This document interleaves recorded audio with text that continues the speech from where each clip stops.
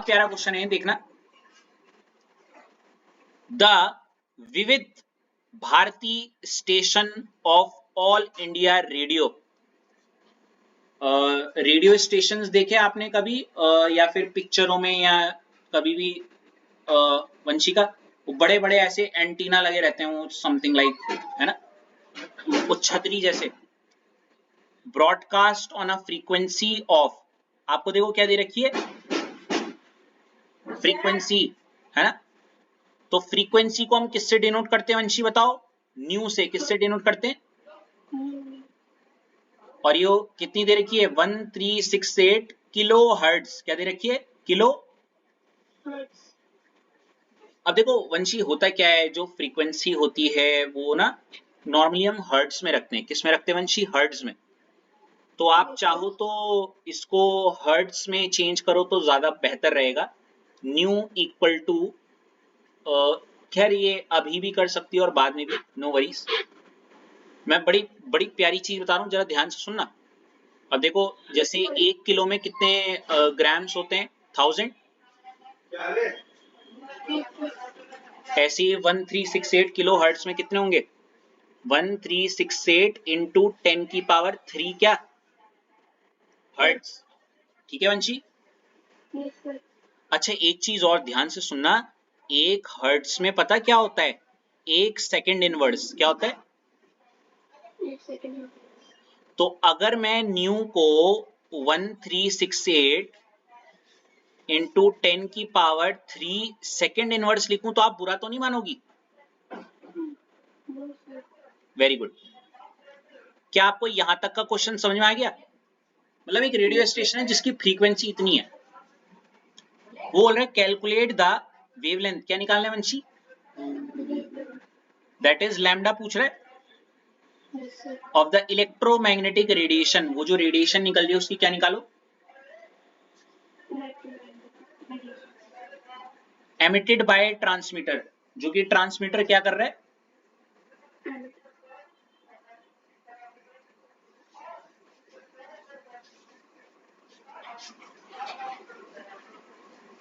इतना समझ में आया पहले? हाँ या ना? अच्छा वंशी, अब आप इसको रिलेट करोगी। आपको देखो यहाँ पे न्यू दे रखा है, आपको लैम्डा निकालना है, आपको कोई फॉर्मूला क्लिक हो रहा है। मैं बताऊं मुझे क्या याद आ रहा है? मेरे को एक ना वाला फॉर्मूला याद आ रहा है, मैंने आपको कभी याद कराया होगा, E equal to H nu करके, याद है? और फिर ऐसे भी करवाया था, E equal to H C over lambda. और मैंने कहा था न्यू कहीं ना कहीं मुझे किसकी याद दिला रहा है? अरे यार, सी ओवर लैम्डा। तो मुझे यही चीज याद आ रही है क्या? Nu equal to C over lambda. और मुझे लैम्डा निकालना है तो मैं इसको क्रॉस मल्टीप्लाई कर देता हूं ऐसे यहाँ पे, और ये कुछ नहीं तो आप बोल सकती हो lambda is equal to nothing but C over क्या? न्यू, है ना? इसका स्क्रीनशॉट लो जल्दी, ले लिया? इसके बाद अगर आप ध्यान से देखो वंशी, लैम्डा मुझे निकालना है इक्वल टू सी की वैल्यू सब जानते क्या है? 3 into 10 to the power 8 meter पर सेकेंड। क्योंकि हमने पहले ही ये किलो हर्ट्ज वगैरह को चेंज कर दिया था, तो इसको यहीं पे आप क्या लिख सकते हो? 1368 था क्या? इंटू 10 की पावर 3। अब देखो हर्ट्ज या सेकेंड इनवर्स, देखो मैंने जानबूझ के सेकेंड इनवर्स लिया, जानबूझ के, क्योंकि समझ लो काटनी है हमें वैल्यू, है ना? जैसे इन्होंने यहाँ पे लिखा हुआ है लैम्डा निकालने के लिए। अब देखो पहले ना सेकेंड इनवर्स से सेकेंड इनवर्स कट गया, है ना वंशी? पहले हमेशा यूनिट काटा करो और देखो करो यूनिट सही बैठ रही है नहीं, सिर्फ मीटर मीटर बच रही है, मतलब सही जा रहे हैं हम। और उसके बाद बाकी की कैलकुलेशन कर लो। 10 की पावर 3 से 10 की पावर 8 काटो तो 10 की पावर 5 बचता है।